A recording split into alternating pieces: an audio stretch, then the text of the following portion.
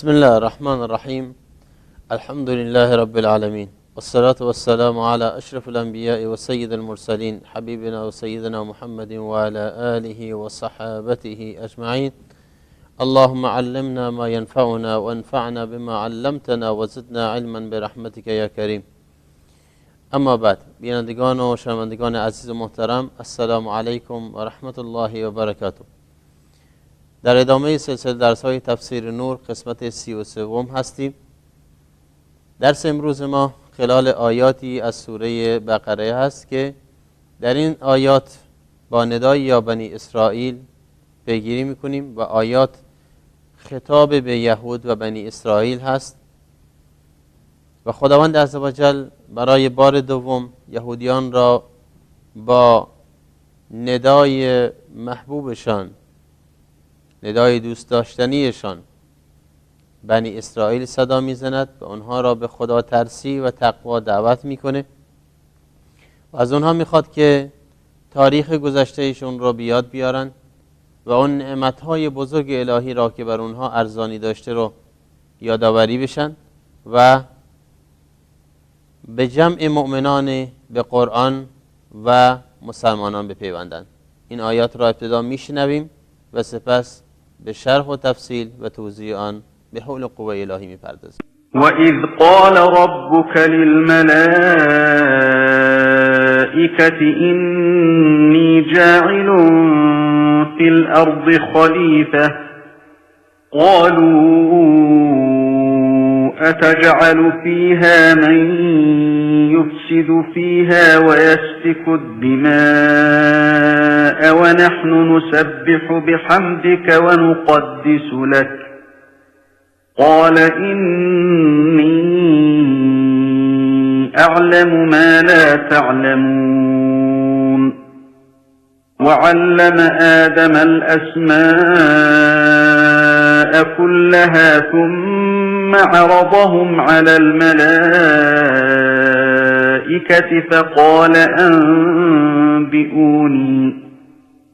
فقال أنبئوني بأسماء هؤلاء إن كنتم صادقين قالوا سبحانك لا علم لنا إلا ما علمتنا إنك أنت العليم الحكيم قال يا آدم أنبئهم بأسمائهم فلما أنبأهم بأسمائهم قال ألم أقل لكم إني أعلم غيب السماوات والأرض قال ألم أقل لكم إني أعلم غيب السماوات والأرض وأعلم ما تبدون وما كنتم تكتمون. درس امروز ما همونطور که مستحضر هستید طبق روال معمول معانی کلمات آیات را بررسی میکنیم و سپس به بررسی و تحقیق در مورد مختصر در مورد مفاهیم لغوی آیات یا الفاظ و عبارتهای اون آیه میپردازیم. سپس ترجمه روان و ساده آن آیه رو مرور میکنیم و از اون پس به شرح و تفسیر اون آیات میپردازیم و ارتباط این آیات نسبت به یکدیگر و در نهایت درس ها و عبرت هایی که از مجموع این آیات باید هر مؤمن و مسلمانی که قرآن میخونه داشته باشه. آیه‌ای که امروز داریم آیه 47 از سوره مبارکه البقره. خداوند عزوجل در این آیه میفرماید یا بنی اسرائیل اذکروا نعمتی التي انعمت علیکم و انی فضلتکم علی العالمین. یا حرف نداست برای صدا زدن و ندا دادن و غالبا در لغت عرب همینطور که قبلا نیست اشاره کردیم برای مخاطب دور استفاده میشه، ولی از اونجایی که در این آیه بنی اسرائیل یا یهودیانی که معاصر با پیامبر هستند، نزدیکند، در مدینه زندگی میکنند و ندای قرآن را میشنوند، نزدیک هستند، پس چرا قرآن کریم یا به کار برده؟ این جای سوال هست. جواب آن بسیار ساده و معقولانه، اینکه ندای قرآن منحصر به زمان و مکان خاصی نیست و لذا هرچند که یهودیان در عهد رسول اکرم صلی الله علیه و سلم مستقیما از زبان ایشون یا زمان مؤمنان و مسلمانان این آیات را میشنیدند، ولی این آیات برای تمامی یهودیان در طول تاریخ هست و همه یهودیان را مورد خطاب قرار میده و همه بنی اسرائیل را متوجه این خطاب قرار داده.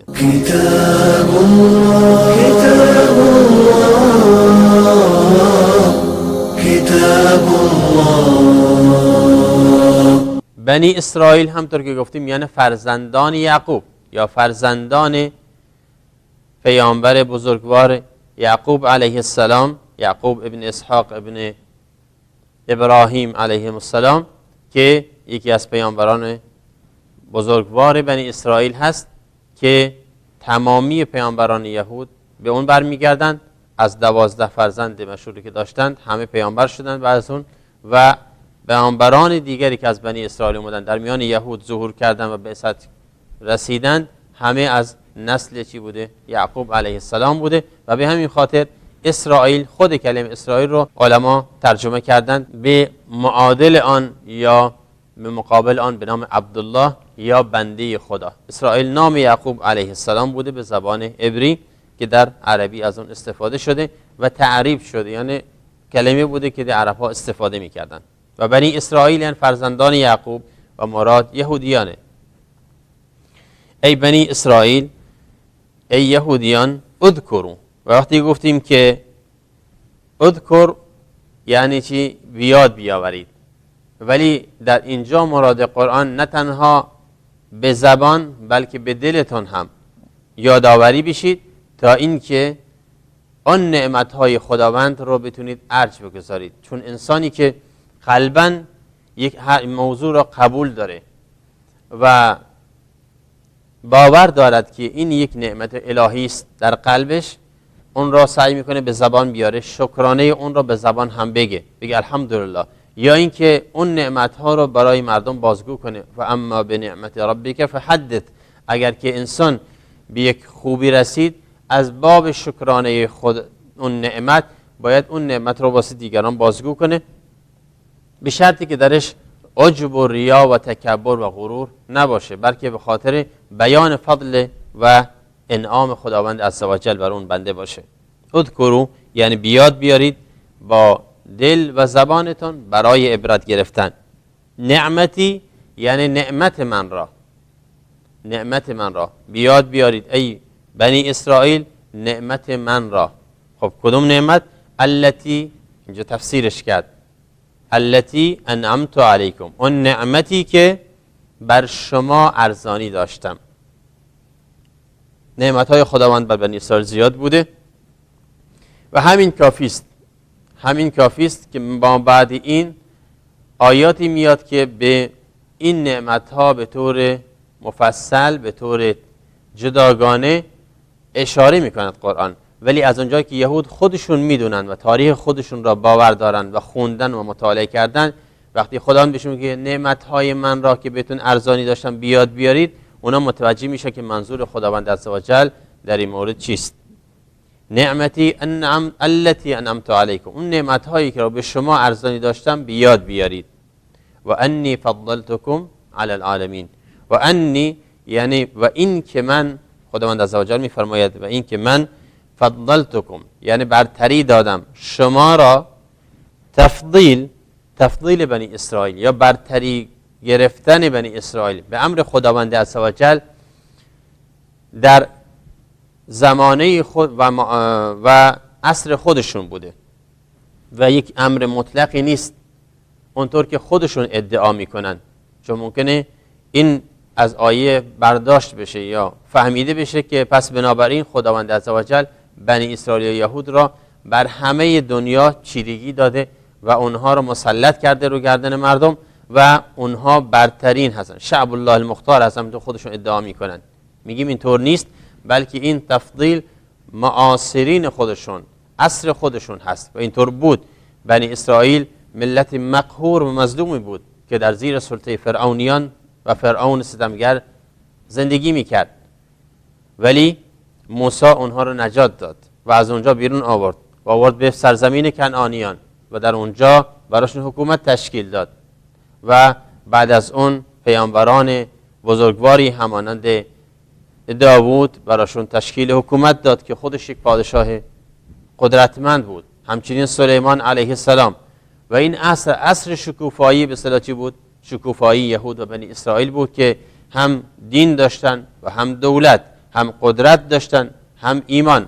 پس بنابراین واقعا در اون زمان در اوج اقتدار خودشون بودند و بر جهانیان میتاختند و بر جهانیان برتری داشتند.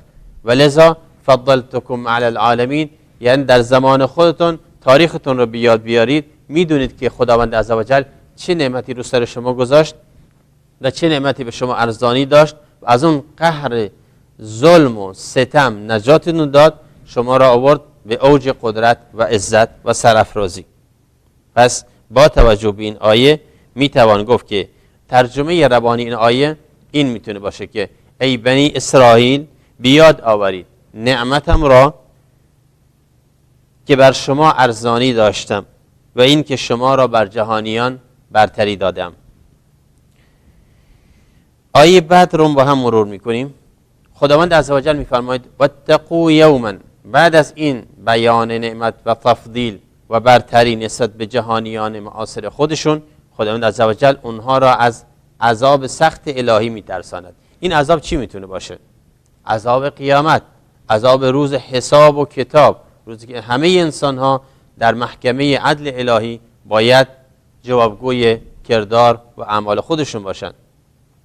به همین خاطر این نعمتهای دنیا بدون حساب و کتاب نیست و لذا باید از اون حساب برد. واتقوا، درباره تقوا ما قبلا صحبت کردیم و دانستیم که اصل تقوا از وقایه گرفته شده، به معنای سپر قرار دادن، به معنای محافظت، به معنای دوری کردن و برحذر بودنه. و خداوند وقتی میفرماید واتقوا یعنی تقوا پیشه کنید، بترسید، حساب باز کنید. از چی؟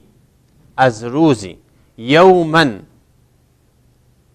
بس تفسیرش کرده این روز را لا تجزی نفس عن نفس، یا وصفش کرده به عبارت صحیح تر. و خداوند فرمود روزی را و منظور از اون روز روز قیامته، روزی است که حساب کتاب سختی داره و در اینجا مجملا ذکر کرد. پس بنابراین خود روز وحشتناک نیست، بلکه اون چی در آن روز میگذرد وحشتناکه. اون حساب کتاب های سخت، اون مثلا سنجیم های مهم که انسان باید روی اون بیسته و پاسخگو باشه. اینجاست که خداوند عزوجل فرمود واتقوا یوما، از آن روز یعنی از عذاب اون روز، از حساب اون روز، از کتاب اون روز بترسید. وصفش چیه؟ وصفش اینه، وصف آن روز لا تجزی نفس عن نفس شیئا، آن روز روزیه که هیچ کس از هیچ کس دیگری نمیتونه چیزی را برداره، چیزی را اجزا بکنه یا کفایت بکنه. اصل کلمه اجزا یعنی چی؟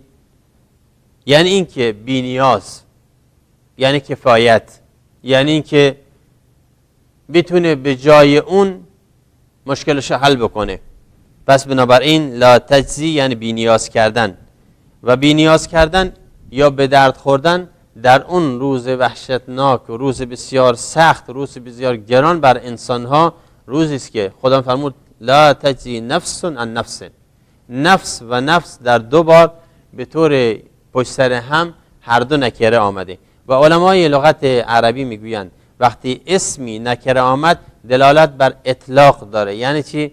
یعنی اینکه هیچ کس به درد هیچ کسی دیگری نمیخوره، هیچ احدی به درد هیچ احدی نمیخوره. و هیچ چیزی هم نمیتونن تحمل کنن. شیئا، و همینطور نکره اومد لا تجزی نفس عن نفس شیئا، و این میخواد بگه که هیچ کس به هیچ کس دل نبنده. هیچ فرزندی نمیتونه بگه پدر من انسان با تقوا و صالح و نیکوکاری است، پس من هر چی دلی میخوام انجام بدم. یا اون پدر بگه فرزند من انسان خوبی است، میتونم به اون دل ببندم.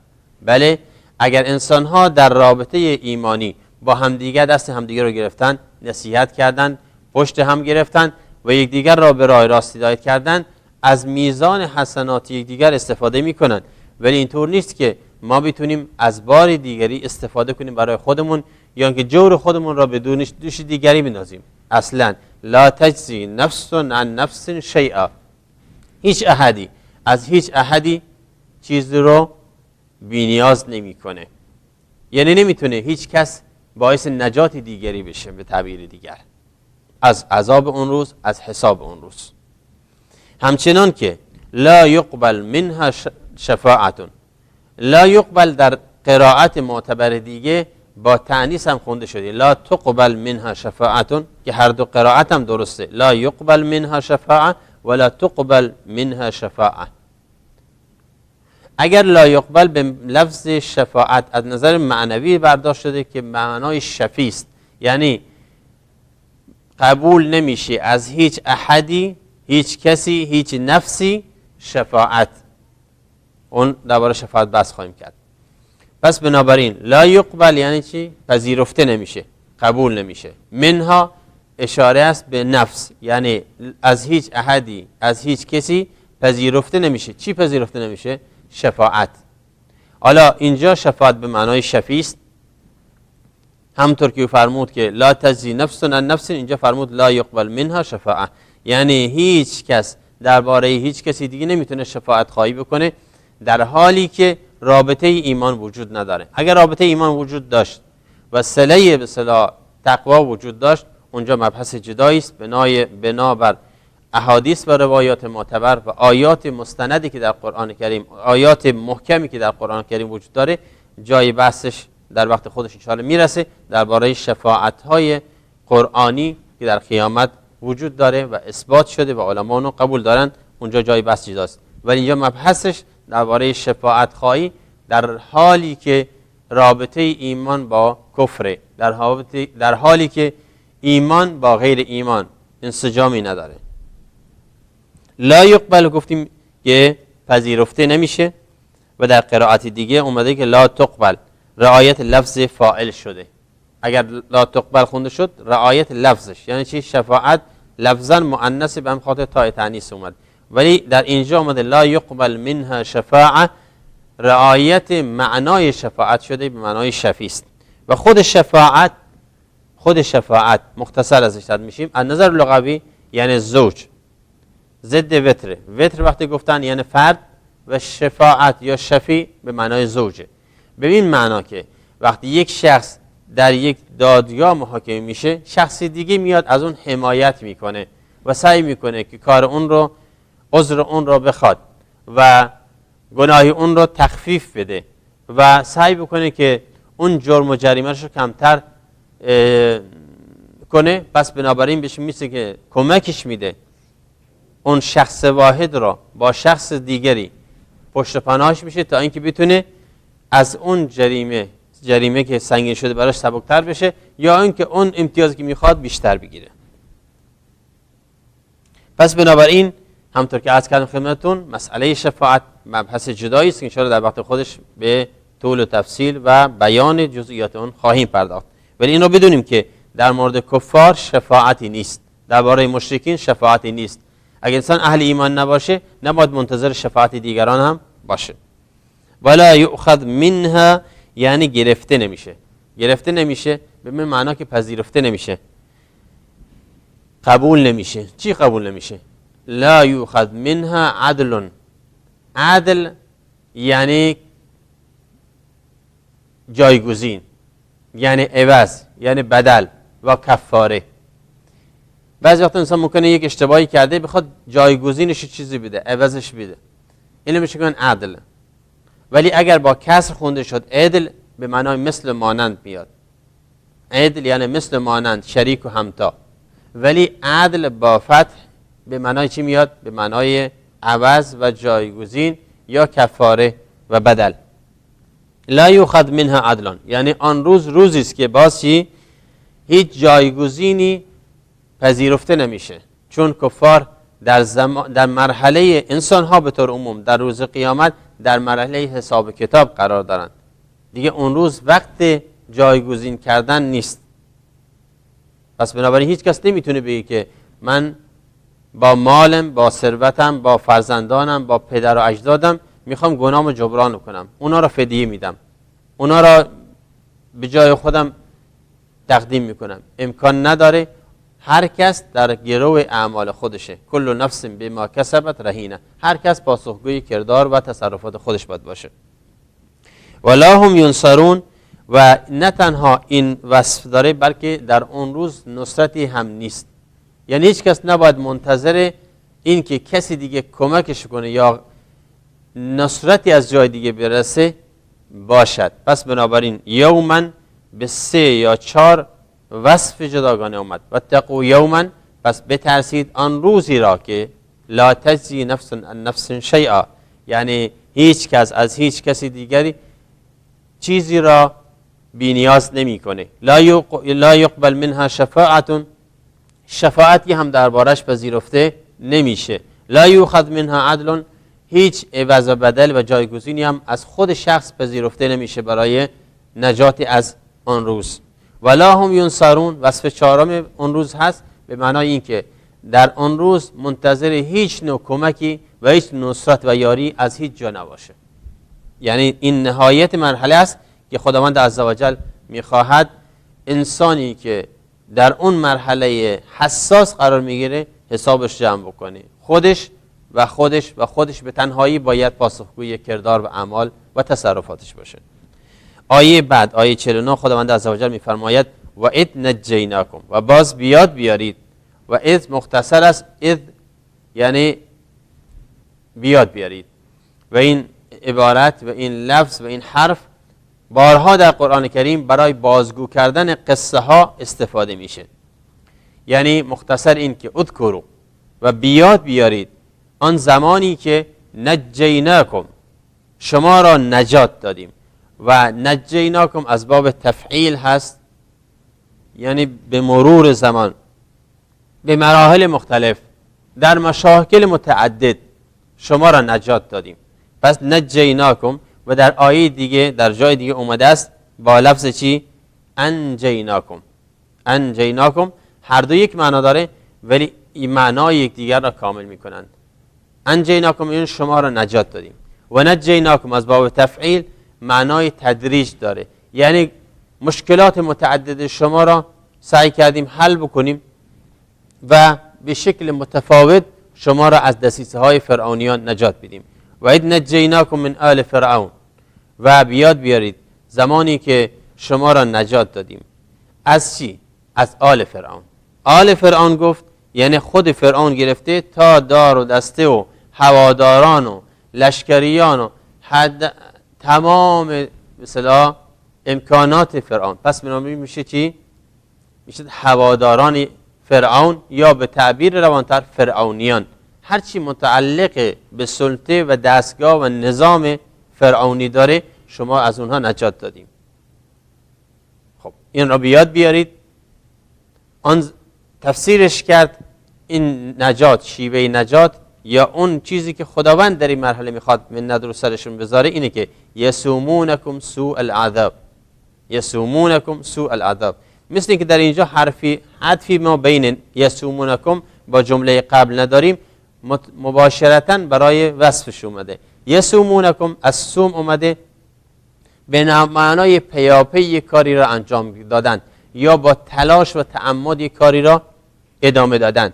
مثل اینکه فرعونیان به مکرر سعی میکردن که بنی اسرائیل رو تعذیب بدن، شکنجه بدن، اذیت بکنن، عذاب برسونن. شما را نجات دادیم از عذابها و شکنجه‌های مکررشون که به شما میرسوندن. سوء العذاب یعنی چی؟ یعنی دردناکترین عذابهای بد و شکنجه‌های ناراحت کننده. و از جمله این عذاب ها چیه؟ یذبحون ابناءکم و یستحیون نساءکم.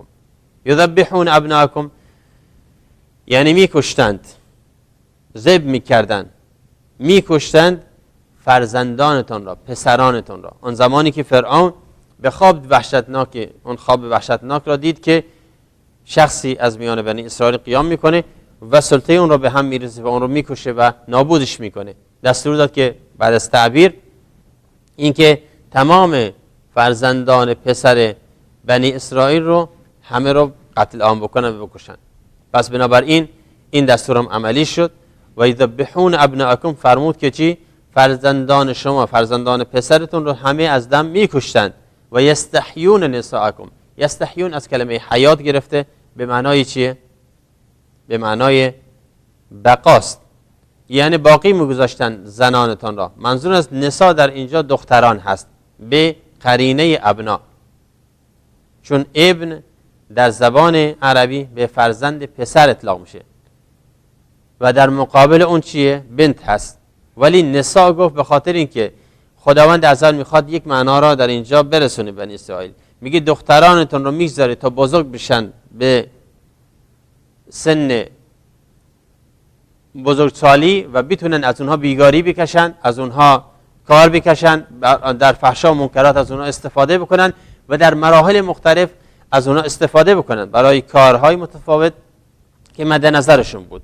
و این از جمله بلاغت‌های قرآنی است. کتاب الله کتاب الله. پس بنابراین یذبحون ابناءکم یعنی فرزندان شما، پسران شما را قتل می‌کردند، می‌کشتند، دختران شما را می‌گذاشتند برای استفاده در موارد مختلف. و فی ذلکم بلاء من ربکم عظیم، در این فتنه، در این بلا، در این مصیبتی که رو سر شما اومد، بلا معناهای متفاوت داره که در اینجا معنای چیه؟ معنای امتحان و آزمایش خداوند. امتحان و آزمایش خداونده و امتحان خداوند برای بنی اسرائیل بسیار دشوار بود در این مرحله، چون واقعا نسلی که مرد نداشته باشه مقهور هست و همیشه بهش ظلم میشه و باید جریمه و تاوان اون رو پرداخت بکنه. و این بلا از جانب پروردگار بسیار سنگین بود، ولی خداوند عزوجل بنی اسرائیل رو چیکار کرد؟ نجات داد از اون. آیه بعد میفرماید و اذ فرقنا بكم البحر فانجیناکم و اغرقنا آل فرعون و انتم تنظرون.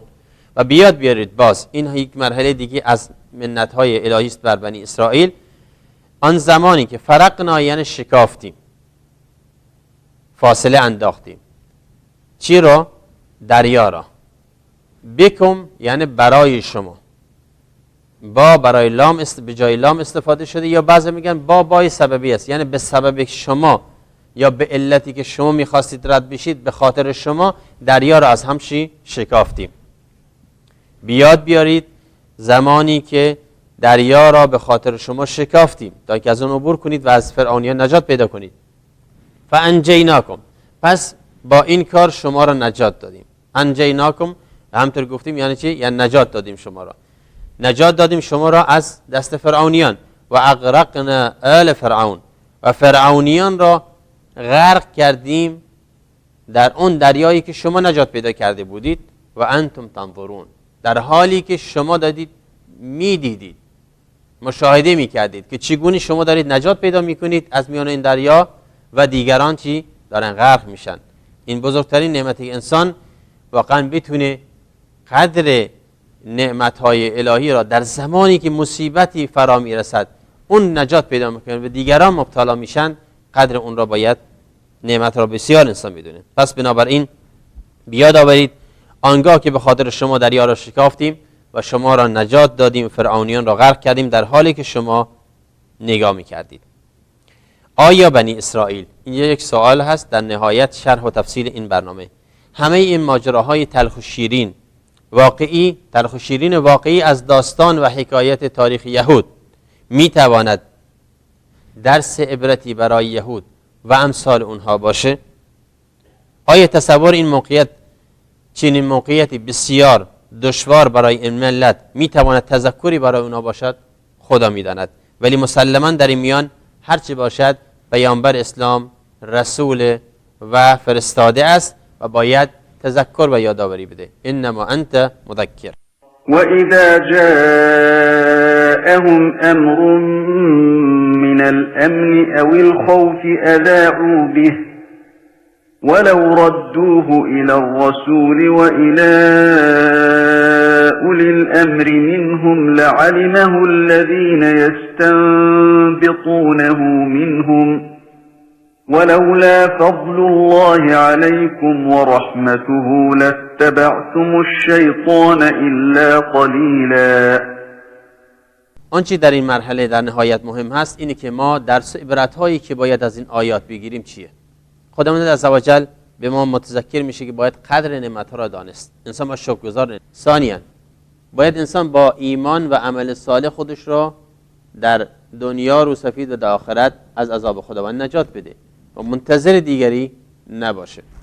ثالثاً انسان باید بتونه در هر جایی که هست این رو بدونه که شفاعتی اگر هست برای اهل ایمانه، باید خودشو در اون مرحله روسفیدی قرار بده که مردمی پاکتر صالحتر بتونن دست اون رو بگیرن و برایش شفاعت بکنن، نه اینکه در اوج فساد منتظر نجات پیدا کردن با دست دیگران باشه. دیگر اینکه خداوند عزوجل وقتی نعمتهای خودش رو برمی شمارد میخواد انسان بازگو بکنه و به خودش بر بگرده و در نهایت این رو میخوام بگیم که خداوند عزوجل میخواد بگه که در روز قیامت هیچ فدیه و کفاره و عوضی از اهل شرک و کفر پذیرفته نمیشه. خداوند عزوجل میخوانیم که خداوند به ما توفیق بده آیات اون را که در قرآن کریم جای داده و پر از حکمت و دلالت‌های زیباست خوب بخوانیم و آن را خوب بفهمیم. سبحانك لا علم لنا الا ما علمتنا انك انت العلیم الحکیم. موفق و مؤید باشید. شما را در درس دیگر به خداوند عزوجل میسپارم. السلام علیکم و رحمت الله و برکاته. كتاب الله